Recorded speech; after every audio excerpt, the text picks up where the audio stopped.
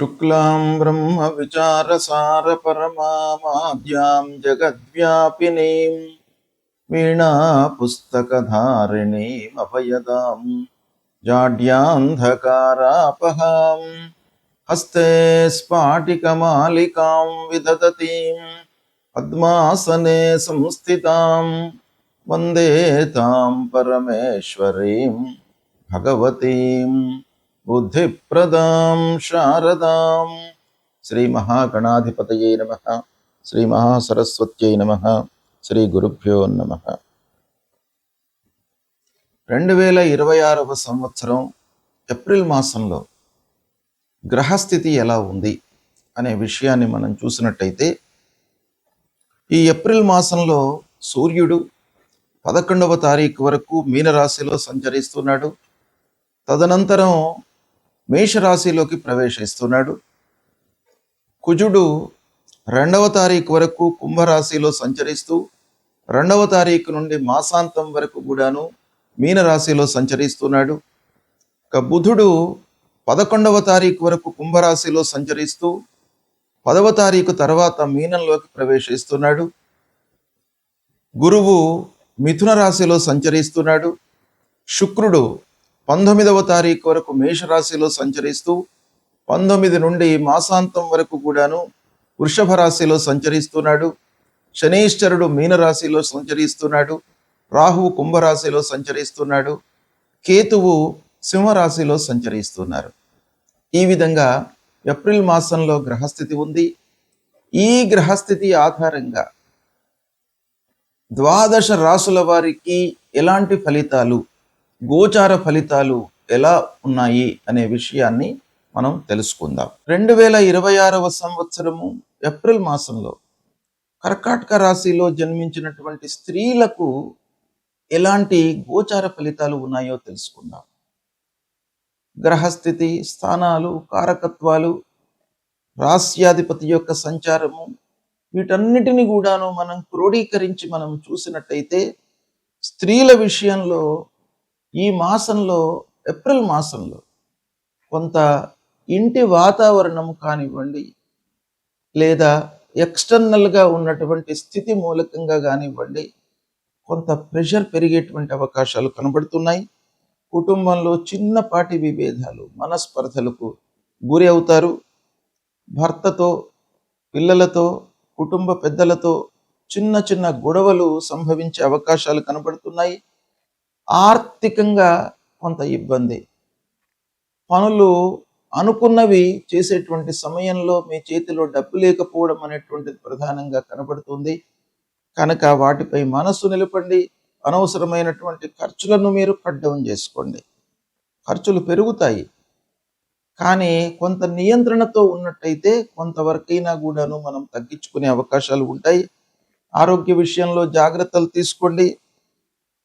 పని భారం పెరగడం, ఇంటి లోపల పనులు కానివ్వండి, మిగతా బంధువుల యొక్క కార్యక్రమాలకు హాజరు కావడం మూలకంగా కానివ్వండి, మీరు అలసటకు గురయ్యేటువంటి అవకాశం కనబడుతుంది. పిల్లల విషయంలో మీరు జాగ్రత్తలు తీసుకోండి. చిన్నపాటి ఆందోళనకు గురయ్యే అవకాశాలు ఉన్నాయి. ఇకపోతే పనుల లోపల ముఖ్యంగా ఆలస్యం గోచరిస్తుంది స్త్రీలకు. కనుక సహనము, ఓపిక చాలా అవసరము. ఈ మాసంలో మాట్లాడేటప్పుడు కూడాను కొంత జాగ్రత్త వహించండి.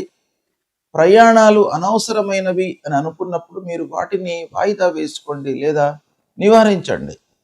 ఇక బంధువులతో మాట్లాడేటప్పుడు కూడాను అపార్థాలు వచ్చే అవకాశాలు ఉన్నాయి కాబట్టి చాలా జాగ్రత్తగా మీరు మాట్లాడండి. ఇక విద్యార్థినులకు, చదువుకునేటువంటి వారికి, కర్కాటక రాశిలో జన్మించినటువంటి వారికి ముఖ్యంగా కొంత మీరు ఎఫర్ట్స్ పెట్టవలసినటువంటి సమయం. శ్రద్ధతో, ఏకాగ్రతతో మీరు చదవాలి. కొంత మీకు ఈ ఏప్రిల్ మాసము చాలా టర్నింగ్ అన్నమాట ఈ కర్కాటక రాశిలో జన్మించినటువంటి విద్యార్థులకు. కనుక ఓపికతో ఉన్నట్టయితే ఓవరాల్గా మీకు మిశ్రమ ఫలితాలు ఈ మాసంలో గోచరిస్తున్నాయి. మీ ఏకాగ్రత, మీ ఎఫర్ట్సే ఇక్కడ ప్రధానంగా ఈ ఏప్రిల్ మాసంలో ఉంటాయి కాబట్టి మీరు ఎఫర్ట్స్ పెట్టండి. మంచి పనులను చేయడానికి ప్రయత్నాలు చేయండి, సత్ఫలితాలను పొందుతారు. గ్రహస్థితి ప్రతికూలంగా ఉన్నప్పుడు మనము చేయవలసినటువంటి కర్తవ్యాలు ప్రముఖంగా శాస్త్రంలో చెప్పబడి ఉన్నాయి. వాటిని మనము పాటించినట్టయితే ఆ గ్రహాల యొక్క అనుకూలత, అనుగ్రహము లభిస్తుంది. మరి ఏం చేయాలి మనము అనంటే, ముఖ్యంగా ఆరోగ్యపరమైనటువంటి విషయాలపై సూర్యుడి యొక్క సంచారం ప్రభావాన్ని చూపిస్తుంది.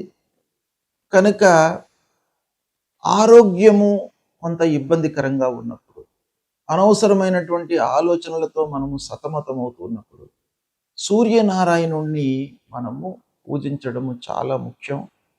అంటే సూర్యుడు నమస్కార ప్రియుడు.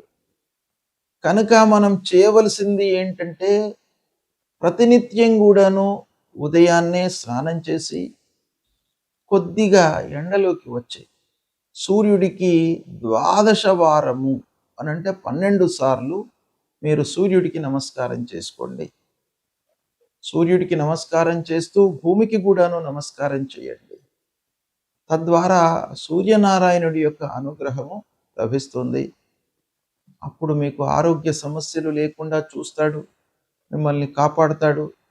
ఆదిత్య హృదయము పారాయణం చేసుకోండి. ఆదిత్య హృదయం మూలకంగా మీకు శారీరక ఇబ్బందులు లేకుండా మిమ్మల్ని ఆ సూర్యుడు కాపాడుతాడు. మూలమంత్రాన్ని జపించండి. జపా కుసుమ సంకాశం కాశ్యపేయం మహద్యుతిం తమోరిం సర్వపాపఘ్నం ప్రణతోస్మి దివాకరం అనేటువంటి మూలమంత్రాన్ని ప్రతినిత్యం కూడాను చదువుకోండి. ఇక అంగారకుడు, కుజుడు కూడాను ప్రధానమైనటువంటి గ్రహము. తొందరగా మనను రియాక్ట్ చేసేటువంటి గ్రహం. అనవసరమైనటువంటి విషయాల లోపల కూడాను మనను ఇన్వాల్వ్ చేసి ఆ పనులలో మనను నిమగ్నమయ్యి అనవసరమైనటువంటి ఇబ్బందులను మనకు కలిగించేటువంటి గ్రహము కుజుడు. ప్రతికూలంగా ఉన్నప్పుడు మీరు సుబ్రహ్మణ్య స్వామి దేవాలయానికి వెళ్ళడము, సుబ్రహ్మణ్యాష్టకము చదువుకోవడము. ఇక కుజుడికి సంబంధించినటువంటి మూల మంత్రం ధరణి గర్భ సంభూతం విద్యుత్ కాంచన సన్నిభం కుమారం శక్తిహస్తంచ మంగళం ప్రణమామ్యహం అనేటువంటి ఈ మంత్రాన్ని ప్రతినిత్యం కూడాను చదువుకోండి. అంగారకుడు మీకు అనుగ్రహించి అనుకూలమైనటువంటి ఫలితాలను ఇస్తాడు. ఇక బుధుడు వ్యాపారము, మన బుద్ధి, ఆలోచన, సరి అయినటువంటి నిర్ణయాలు తీసుకోవడం పైన బుధుడి యొక్క అనుకూలత చాలా అవసరం. కనుక ఆ బుధుడిని అనుగ్రహము కొరకై విష్ణుమూర్తిని స్మరించండి.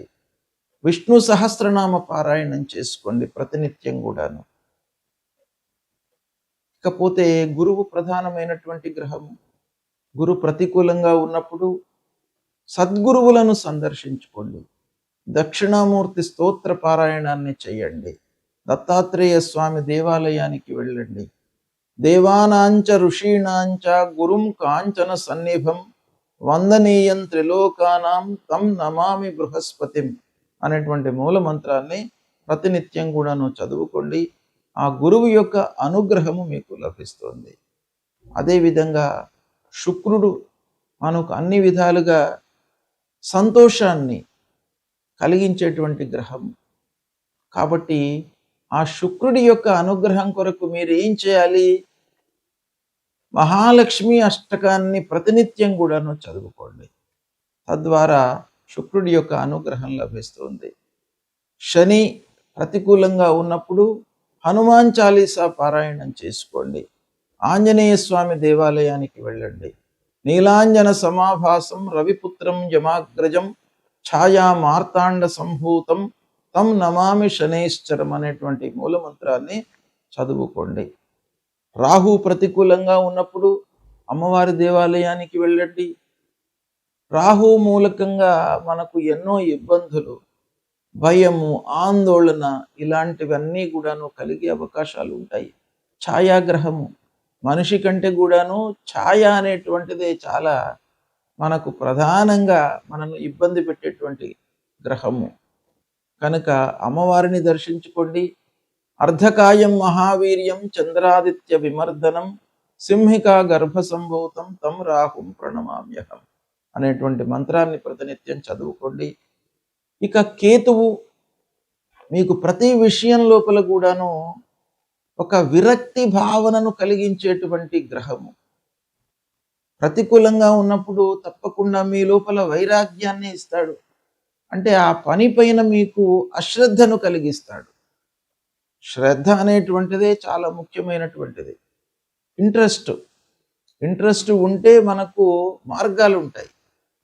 కాబట్టి ఆ కేతువును మీరు అనుకూలం చేసుకోవడానికై గణపతిని స్మరించండి. గణపతి దేవాలయానికి వెళ్ళండి. ఫలాశ పుష్ప సంకాశం తారకాగ్రహమస్తకం రౌద్రం రుద్రాత్మకం ఘోరం తం కేతుం ప్రణమామ్యహం అనేటువంటి మూల మంత్రాన్ని జపించండి.